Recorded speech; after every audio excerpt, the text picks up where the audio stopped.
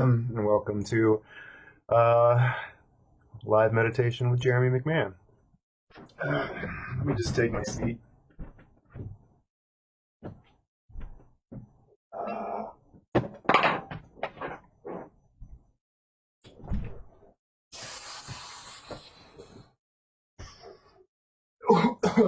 Cool.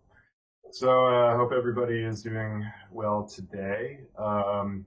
Started out very cloudy and rainy here in Brooklyn this morning, but sun's starting to come out now. Looks like a nice day. Probably gonna take a walk later and enjoy it. Um, so, uh, last time I had a question about, actually, right before I ended the live stream, I got a question from my mom about what, or if I used a mantra or not when it comes to meditating. So I was going to talk a little bit about mantras today.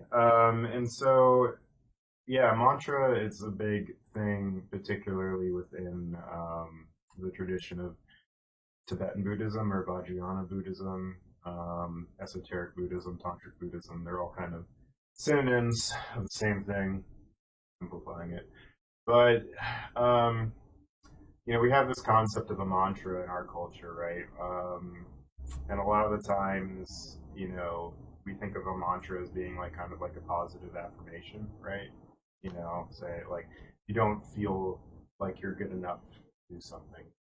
I am good enough. I am good enough. I am good enough. I am good enough.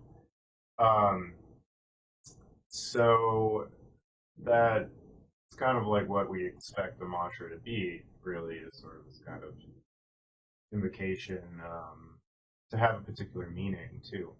So the thing about mantras traditionally in India and Tibet, generally mantras actually, I get the question all the time, or I used to get the question all the time when I worked at the Reuben, be like, oh, this is a mantra. This is the mantra of Avalokiteshvara, the Bodhisattva of compassion. His mantra is Om Mani Padme Hum.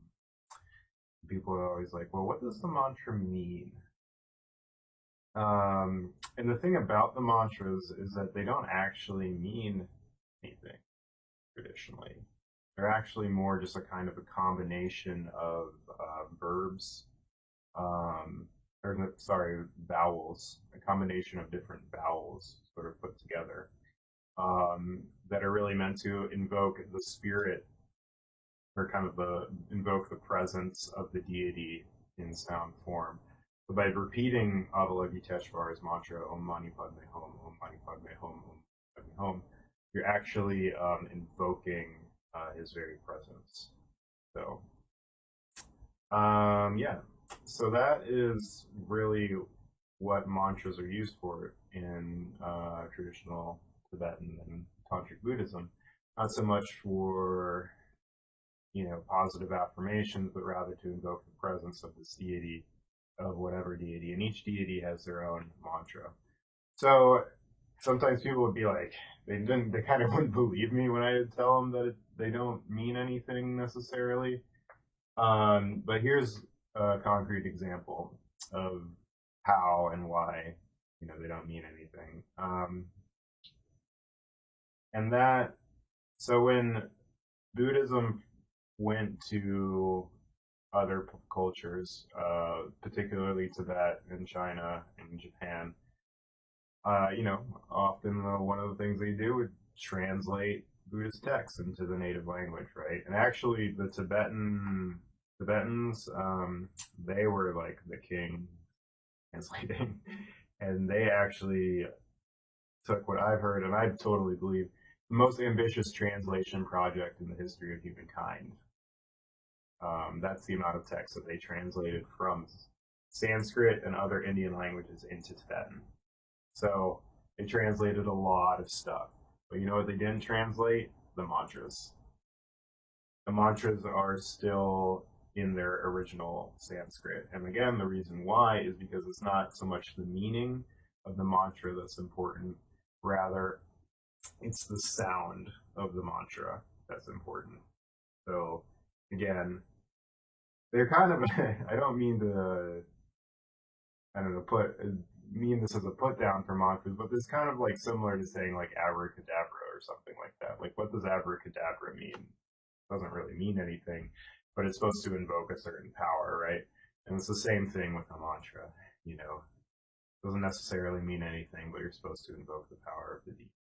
Now, with that being said, of course, I'm talking very specifically about traditional Mahayana, Vajrayana, Tantric Buddhism as practiced in Asia. Um, Now, of course, with meditation, there's transcendental meditation, another type of meditation, similar to mindfulness meditation. I don't practice transcendental meditation. I never have, so I can't really speak too authoritatively on it, but I know a bit about it. And from my understanding, the basic concept is that you do your transcendental meditation class, and they give you a personalized one syllable mantra, and you're not supposed to tell anybody your mantra. So I've never had any TM practitioners actually tell me my mantra. I know there's only like 50 or like 50 mantras or so it's kind of like you just sort of kind of I don't know, but I guess they figure out which mantra works best for you. They give you one. You're not supposed to tell anybody. And from my understanding, that type of meditation is actually pretty similar to the types of meditation that we're doing, right? Where we're moving our attention. First we're moving our attention from different parts of the body, and then we're moving our attention to our breath and following our breath. From my understanding, transcendental meditation is much the same, except you focus on this particular mantra, whatever the mantras are. And I'm pretty sure they're like one syllable mantras. So like Om or Ha or Hum or something like that. And that is really like the object of your focus of meditation is the mantra. So you can, if you want, because really this type of meditation that we're doing, you can kind of choose whatever object of focus you want. It doesn't necessarily matter. I mean, there's some good ones, but if you really wanted to focus on a word or sound or something like that, um, feel free. It's the same rules. Just every time that you notice that you're distracted from whatever your object of meditation is, just move your attention back to that focused object, whatever that object may be.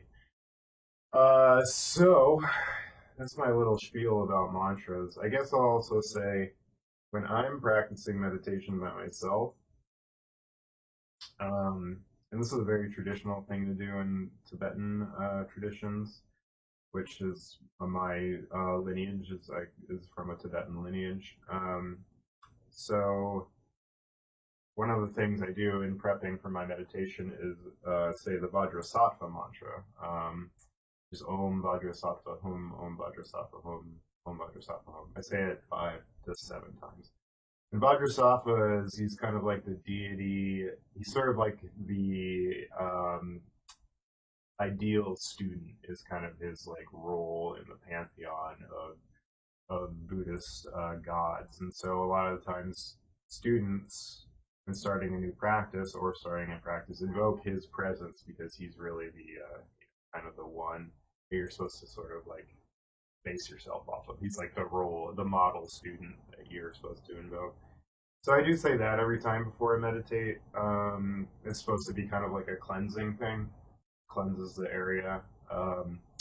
And then also right before I start meditating, I go Om, Ah, Hum, and then Hri, but you kind of secretly say the Hri. And Om is meant to purify the body, Ah is meant to purify the speech, and Hum is meant to purify the heart, and Hri is sort of just feels it all together. So I'll go Om, Ah, Hum, and then start. So that's personally how I use mantras. And then the last thing I'll mention too, before we start meditating, which kind of relates to mantras and sort of what I was talking about when we think of mantras in the West, how it's kind of more like positive affirmations or what have you. Um, there is a form of meditation that I do want to teach eventually on the channel called metta, or loving kindness meditation. And this type of meditation, you're not using what we would call mantras, but you're using these kind of repetitive phrases that you say again and again and again. And so just to summarize, the basics of metta, you generally say, you offer metta to yourself generally. So you say something along the lines of, may I be happy, may I be healthy, may I be safe, may I live without fear. So you repeat that again and again, and that becomes your object of focus, those phrases. So, something, again, it doesn't have to be exact, but may I be happy, may I be healthy. Now I can't even remember what I said. May I be happy, may I be healthy, may I be safe, may I live with ease. Something like that. And then you offer that meditation to somebody else. So somebody um, that, that you have an easy relationship for. It's not necessarily somebody that you have a close relationship, but somebody that you're like, oh yeah, I just like that person, and you don't have any kind of like drama with them. Then you offer it to them. May you be happy. May you be safe. Um, may you again, I keep forgetting. May you be happy. May you be safe. May you be healthy. May you live with peace. And then you do it. That's the second step. And then the third step is you do it for somebody that you just don't really care about. Somebody that you're ambivalent about. May you be happy. May you be healthy. May you be safe. May you live with ease. And then the last step is you actually do it towards somebody that you actively hate, or actively despise, rather. So I know, for instance, when I've heard stories about when Trump got elected, that all these Buddhists started practicing metta and started actually offering him loving kindness. People are supposed to. That's the real extreme practice, is offering it to somebody that you really, really don't like or you really disagree with. So that to me is more aligned with like using something like, or like a mantra that we have in the West. I am good enough. I am good enough. I am good enough. And like, that type of thing sounds a little cheesy, but for me personally, with the meditation, it's pretty profound. And again, I was like, I don't want it. Loving kindness. That sounds like hokey, but yeah, it really does. You really feel it in your body, the changes in your body when practicing. So I definitely want to do that. Maybe in a week or two, we'll try a round of loving kindness. It's a good practice. But for now, let's go ahead and get started with our meditation. So today we'll do the similar things that we've been doing. We'll start off with a body scan. I'll ring the bell twice. We'll do a body scan. Then I'll ring the bell once. We'll take a break. I'll ring the bell again. We'll start 3 to 4 minute round of meditation focusing on our breath. Ring the bell once. Do another break. Then ring it again. Do one final round, and then I'll ring it 3 times. Oh, also I should say, if you have any questions, maybe you shouldn't be writing questions when you're meditating, but just in general for this whole thing. I'm used to doing this like with actual people live, so it's kind of easier then to have like a live Q&A. But just if you have a question, just feel free to just type it in the comments, and I'll try to get to it at some point during the session. And if not this session, then I'll try to answer your questions in the session. Cool. All right.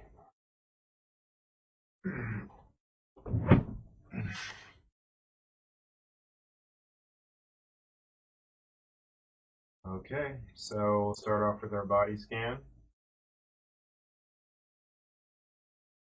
Again, just take a comfortable seat.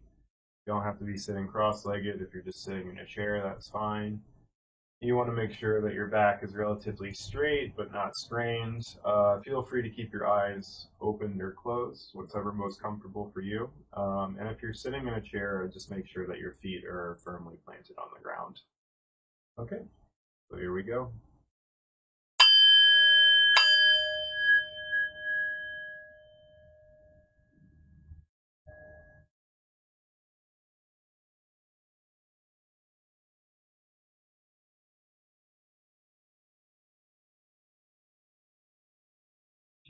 All right, so we're gently going to move our attention now to our feet. Begin to feel that part of your body. Notice, how do my feet feel? Maybe they feel cold. Maybe they feel warm. Maybe you have bare feet. Maybe you have socks on. Whatever the case, just become aware of how your feet feel in this moment. Notice that.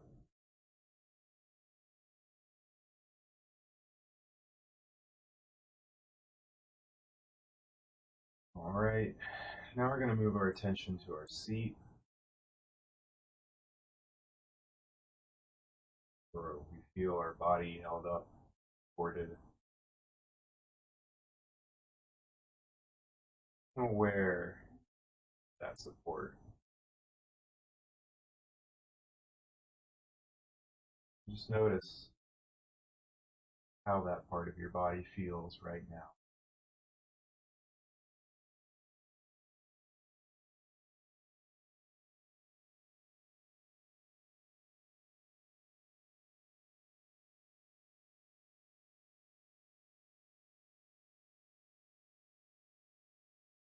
Now we're going to move our attention up to our belly.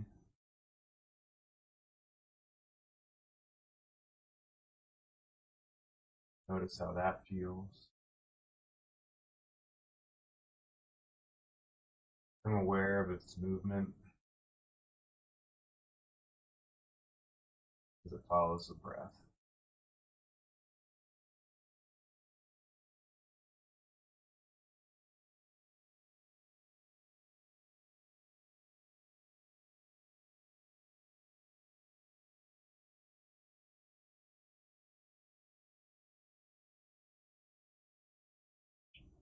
Now we're going to move our attention up to our heart.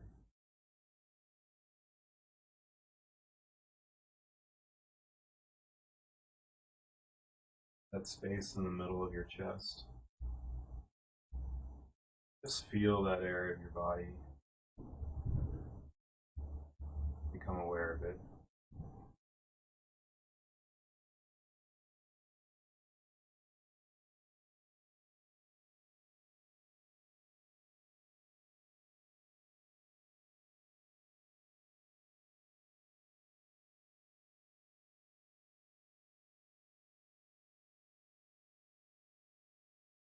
Now we're going to move our attention to the back of the shoulders. Noticing that area of the body. How do they feel?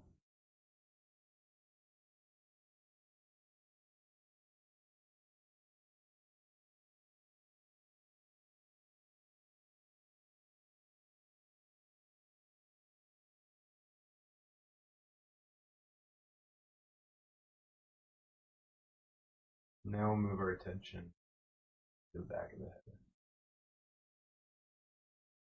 Feeling that part of our body.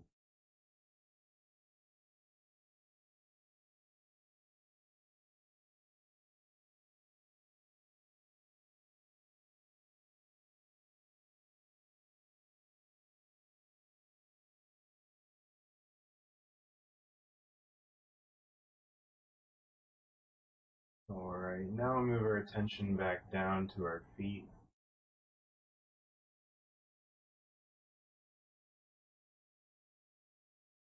Just noticing them, how they feel in this moment.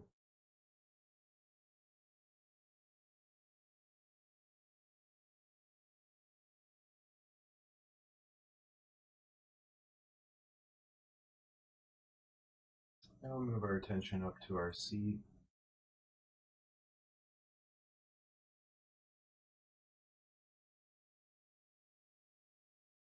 Feeling the support.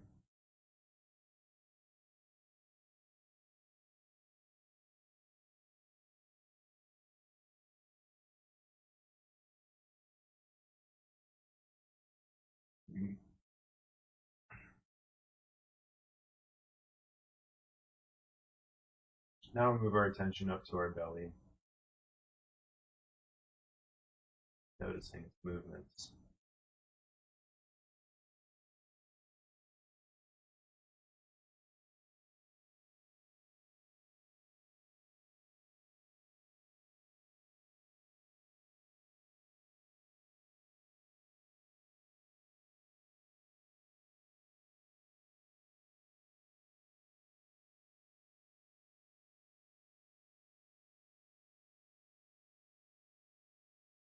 Now move our attention to our heart, to that space in the middle of our chest.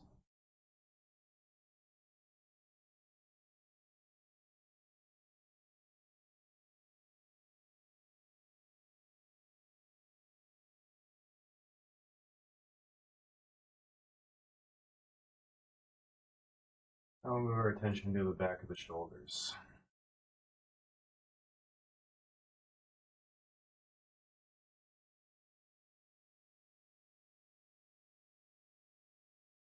Then up to the back of the head.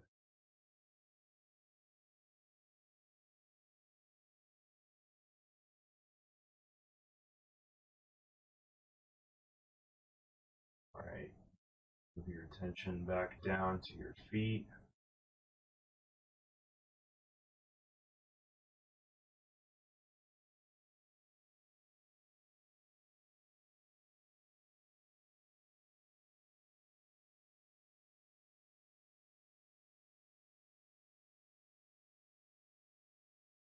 Now move your attention up to your seat.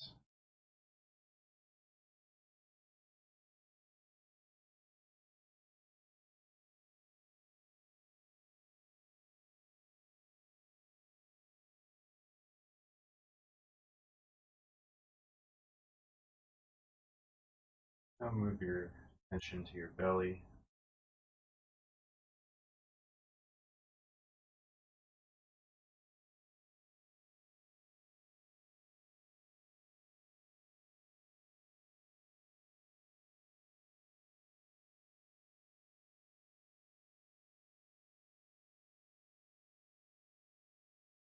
Move your attention to your heart.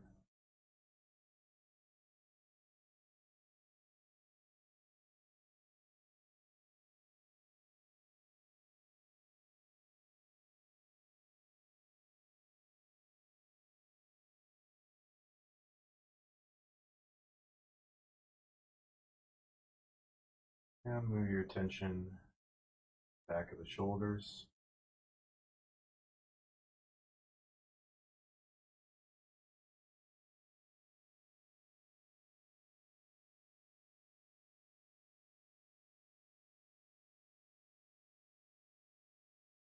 Then to the back of the head.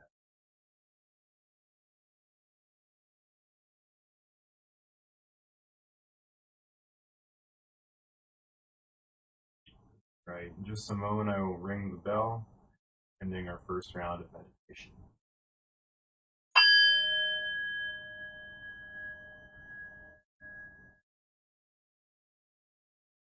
Cool, first one down.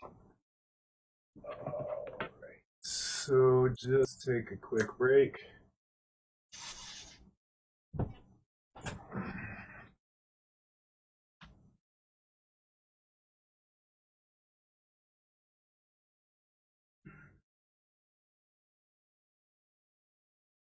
Alright, let's get into it. So this round of meditation, again, we'll be focusing on our breath.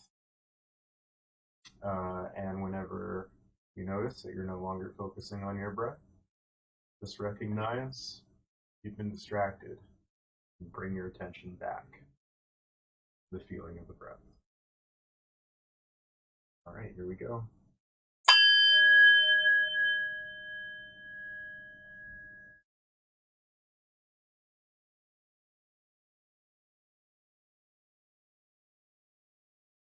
Now bring your awareness to whatever part of the body where you feel the breath the most. Some people it's in your belly, for other people it's their chest, some people nostrils. Wherever you feel the breath, move your attention there. Gently watch how your breath moves.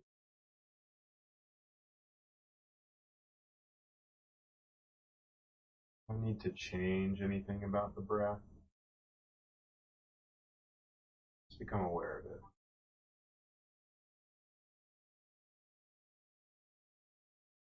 If you become distracted, thought or feeling pulls you away, just recognize that you've been distracted. Gently move your attention back to the breath.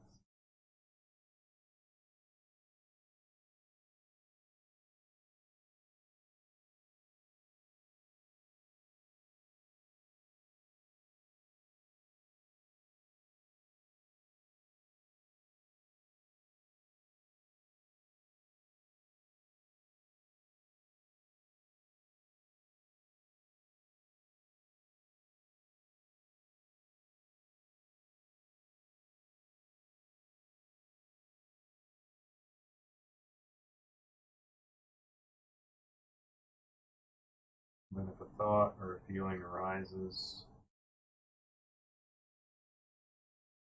you notice you're no longer focusing on it. That's truly okay. Just recognize that you've been distracted. Bring your attention back to the breath.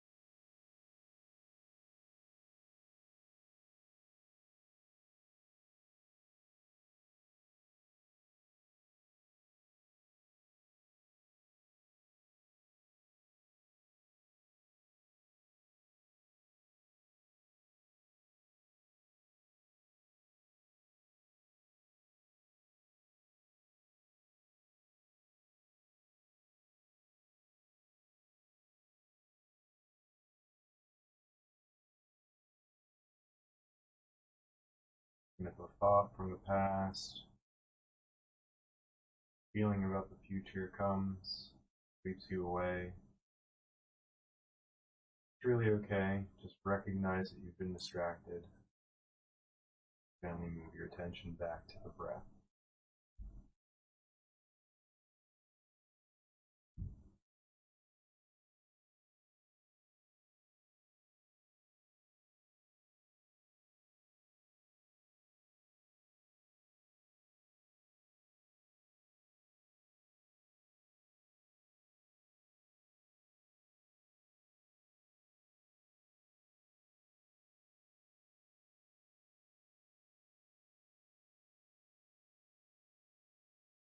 Right in a moment, I will ring the bell,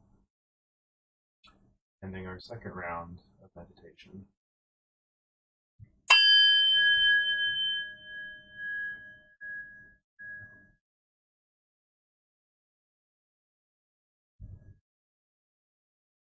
All right, so we have one more round left. Just take a quick break. Again, this round I won't do any guiding. You'll be on your own. So we'll just do a quick 3 to 4 minute meditation on just focusing on the breath again. Any thought or feeling comes, you become distracted. It's that noticing that you've been distracted. That's really um, the key step in this practice of meditation. Noticing you've been distracted, gently bringing your attention back to the breath without judgment. So don't beat yourself up and you're like, oh, I had a thought. Just notice that you're distracted and gently move your attention back to the breath. All right, here we go. One more round. See you on the other side.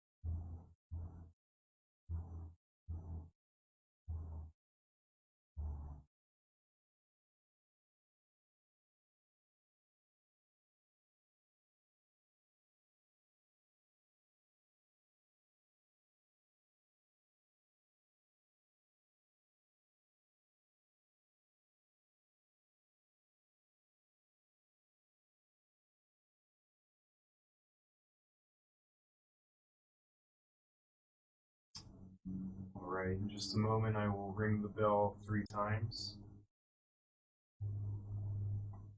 Once you've heard the third ring, I invite you to join me in a bow. dedicating all the merit that we've accrued in this practice to the benefit of all sense.